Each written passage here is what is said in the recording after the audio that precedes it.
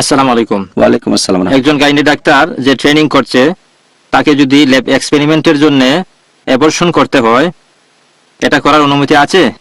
আর অনেক গ্রামে দেখা যায় যে কোনো মহিলা ডাক্তার নেই, গাইনি ডাক্তার, তখন মহিলারা বাচ্চা প্রসবের সময় কোনো পুরুষ ডাক্তারের কাছে যেতে পারবে কি? ধন্যবাদ।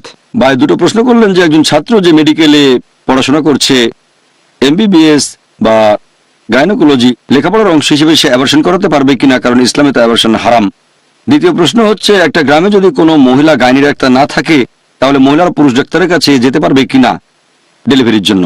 আপনার প্রথম প্রশ্নের ব্যাপারে যদি বলতে হয়, আমি এক সময় এমবিবিএস করেছি।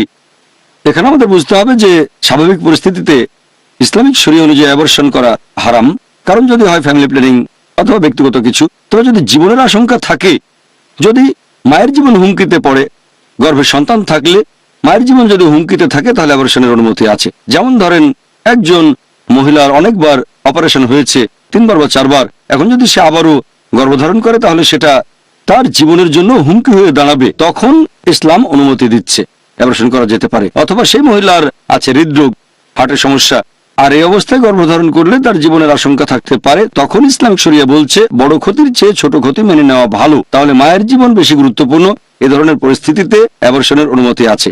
এখন যদি এটা বাধ্যতামূলক হয় যে কমপক্ষে একজন ছাত্র এতগুলো অ্যাবর্শন করবে বা এতগুলো ডেলিভারি করবে, এটাকে অ্যাবর্শন না বলে ডেলিভারি বলা যায়, তবে উপরের লেভেলে অ্যাবর্শনের প্রয়োজন আছে।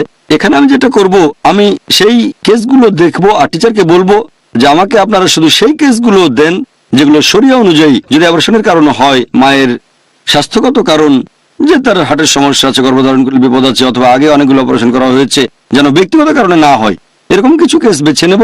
আর টিচারকে বলবো যে আমাকে শুধু সেই কেসগুলোতে রাখেন, আর এটা সম্ভব, আপনার ইচ্ছা থাকলে উপায় একটা বের হবে।